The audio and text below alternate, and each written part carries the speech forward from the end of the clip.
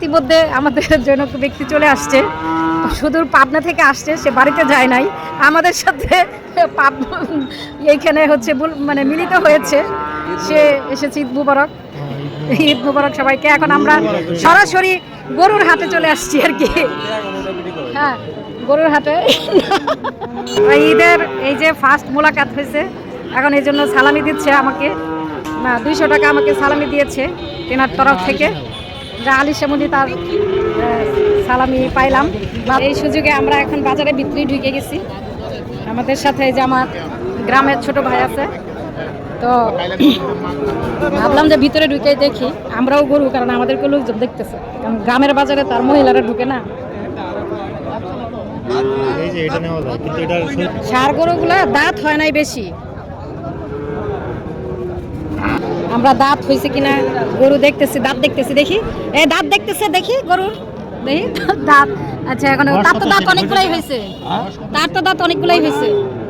এই গরু কয়টা হয়েছে দাঁত? হ্যাঁ, দাঁত 8টাই হয়ে গেছে। দাঁত পড়া লাগে। আচ্ছা, তাইলে তো হইতো না। না, আমি বলতেছি কুরবানি দেওয়ার জন্য দাঁত হইতে হয় না, সে এটা কি এই ক্রাইটেরিয়া কি সে ফুলফিল করছে?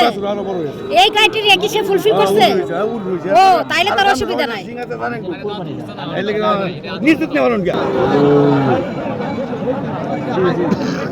বৃষ্টি শুরু হয়ে গেছে, তো লোকজনের জন্য জমে গেছে। আমরা একটা শেডের নিচে দাঁড়ায় আছি। এই যে আমরা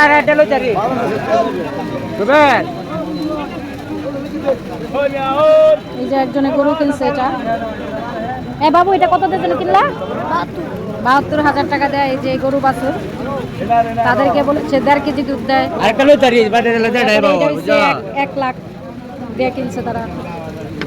ধারণা করতেছে 3 মন মাংস হবে। 3 মন না, তাই বললেন না? 3 মনের উপরে যাবে আর কি।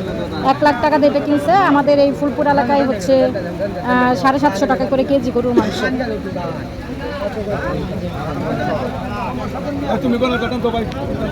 বৃষ্টির ভিতরে সবাই একটু অসুবিধা হচ্ছে।